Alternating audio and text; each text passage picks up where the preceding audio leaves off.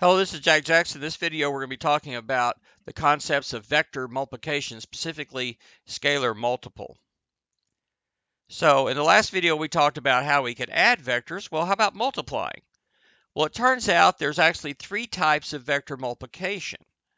We have three sort of options depending on what we get. So the first one is called a scalar multiple. That's what we're going to be talking about in this video. In this type of multiplication, we take a scalar times a vector, and the output is a vector. We also have two other types of multiplication. One is called a dot product. And in a dot product, you take a vector dot a vector, and you get a scalar for the answer. The cross product, which we're only going to define for 3D vectors, takes a vector cross a vector, and the answer is a vector. So we have scalar times vector is a vector. That's scalar multiple. Dot product is vector times a vector dot vector is a scalar. And a cross product, vector cross vector, a vector times a vector is a vector. Notice that we're using the dot, raised dot, and the x both for multiplication. When we're talking about real numbers, those symbols are used interchangeably, but for vectors, they make a big difference. So one of the most basic things you need to know is what kind of answer we're even going to be talking about. So you need to know that if you have a scalar multiple times a scalar times a vector, the answer's got to be a vector. If you give me an answer as a scalar, you've missed something very crucial and foundational about understanding what's going on there. Similarly, if you do a dot product, you've got to get a scalar, not a vector, and a cross product, you've got to get a vector, not a scalar for the output. So in my class, if I give you a dot product question and you give me a vector for an answer, or if I give you a cross product question, you give me a scalar for an answer, you're most likely going to get 0 points for that. So be sure you at least know what kind of object you're going to end up with. So let's talk about these. Let's first talk about scalar multiple. And the idea is very, very simple as far as how you actually do it algebraically.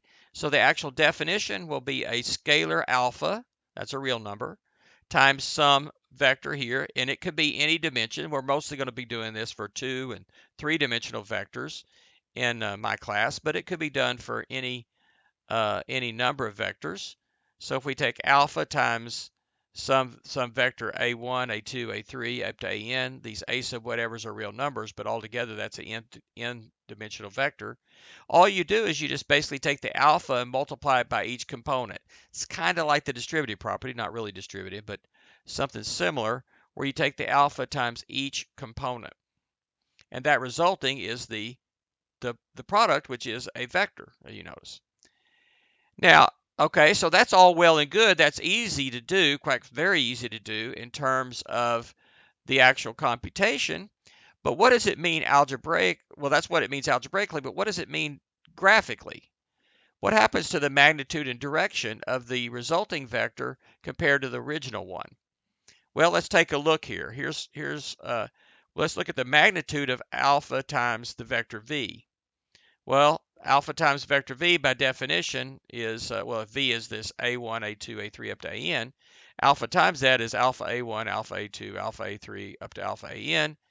But then we want to take the norm or magnitude of that. Well, remember to take the norm or magnitude, we just take each component, square it, and then add up, and then square root. Basically, a sort of a generalized kind of version of the Pythagorean theorem. Okay, well, wait a minute. Each one of these squared, when you have a product squared, you square each one. So this is alpha square a1 square plus alpha square a2 square plus and so forth. They all have an alpha square, which we can factor out using the distributive property. So what we have is alpha square times parentheses a1 square plus a2 square and so forth. But now when I take the square root of that, the square root of alpha square is, be careful if you said alpha, that's not quite right. That's true if alpha is positive, but if alpha is negative, it's the opposite of alpha. The square root of alpha square is actually the absolute value of alpha. Now that's good old, the alpha is a real number, so that's just regular old absolute value there, not a norm. And then we've got the square root here, but that square root, if you look at, that's just the norm of v. So what happens to this vector? What's the norm of the resulting vector? It's the norm of the original vector times the size of alpha, the absolute value of alpha. So the alpha scales the vector by a factor of the absolute value of alpha. It's like a dilation from geometry, where we're stretching it out if absolute value of a is bigger than 1, or we're compressing it down shorter if absolute value of a is less than 1. Now, what about the angle? Well, let's look here. If the vector v, let's just do the proof in 2D. It works basically the same for higher dimensions, but the proof gets a little bit more messy. So let's just look in 2 dimensions. V is, let's say xy. X is like the a1, y is the a2, and that's all there is. The theta for that vector is the SGN of y, the signum of y, times the arc cosine of x over the norm of the v. Well, if we take alpha times v1, that's alpha times xy, which is alpha x, alpha y. So the theta for that alpha v is the sine of a alpha y times the arc cosine of the x component, ax, over the norm of that a alpha v. Now let's see what we got here. The norm of alpha v is the absolute value of alpha times the norm of v. All right, so let's look at what's happening here. The sine, SGN, positive negative sign of alpha times y is the positive or negative sign of alpha times the signum of y here. So notice if both of these are positive, this works out to be positive 1. If one's positive and one's negative, this works out to be negative 1 in both cases. And if they're both negative, it both all works out to be positive 1 in the end. Over here, when you do alpha over the absolute value of alpha, that cancels out just all the way if alpha is positive. So first of all, let's look at what alpha is positive. This term is just 1, so it goes, this factor is 1, so it goes away. This is alpha, these cancel, and you just get SGN of y times arc cosine of x over the norm of v. That's exactly the theta. So it stays the same theta if alpha is greater than 0. It's a little harder to check through all the cases here, but it turns out you can see that it actually points exactly the backwards from that. Pi plus that angle is one way to say it, if the alpha is negative. So let's illustrate that with this little GeoGebra application here. So here I can take this vector A and do this. So example 2, right, and let's say maybe 3 going up. And this vector U is going to be alpha times that. So right now I have alpha is 2. Well, notice what happens. This is exactly twice as long. See, from there to there and there to there, exactly twice as long.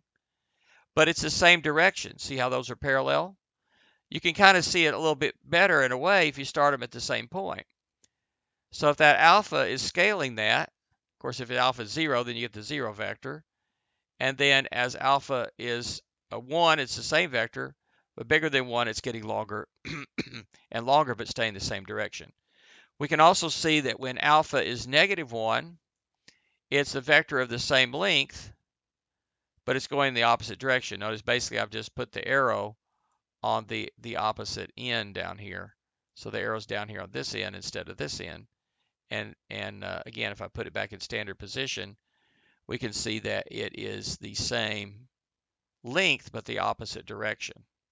And of course, then if it's even bigger, it's going to go further down this way. Of course, I can scale it less, like 0.5. Now it's half as long instead of twice as long. Okay, and we can see those angles and links in this applet here, so you can play around with these. So it's useful, I think, for you to go ahead and open up some of these applications. If you'll just get on GeoGebra and search for, you can search for my name. You can also search for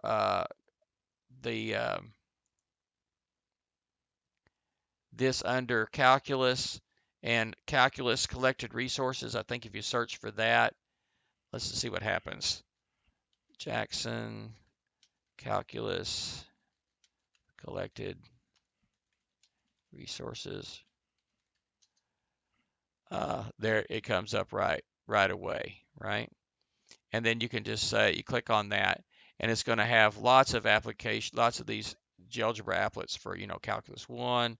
There's things for limits, derivatives, and so forth. And if you go down here to the bottom one at vector functions, you're going to see some of these things. For example, the one that we're talking about there, scalar times a vector. Most of the time, I like to take these now and then click up here and say open in the app. I think it just kind of gets rid of some of the extra stuff and just focuses on the application itself. And then you could get in here and experiment with, moving things around and just kind of playing around with these things and till you get a feel for what's going on with these concepts. And so you can see some of these things in action dynamically. So I strongly encourage you to get in and play around with these little applets, these little GeoGebra activities, whether the ones I created or what somebody else created, and see if you can use them to help you understand these concepts. So basically, just to recap, scalar multiple, what do? Algebraically, you just go through and multiply each component by that scalar. Geometrically, what happens? You're multiplying the length of that vector by the absolute value of the scalar. If the scalar is positive, you stay the same direction. No change in the direction angle, stays the same direction. And if the scalar is negative, it's actually completely reversed from the original direction, but still parallel, just going the opposite direction. And so that's a scalar product or scalar multiple. I am going to call this a scalar multiple rather than a scalar product. Some people call the dot product also they call that a scalar product because the output is a scalar. I don't particularly like that. I like to just call it a dot product. So I'll try to use that language. But some people do call that a scalar product. But this is a scalar times a vector is what we're talking about here. And I'll call that a scalar multiple. Could also be called a scalar product too. So it's somewhat ambiguous which one of those you mean when you say scalar product. So I'm going to call this one scalar multiple and this one a dot product. All right, and we'll come over in the next few videos, we're going to be talking about dot product and cross product, two different ways of doing multiplication, and seeing what those things mean.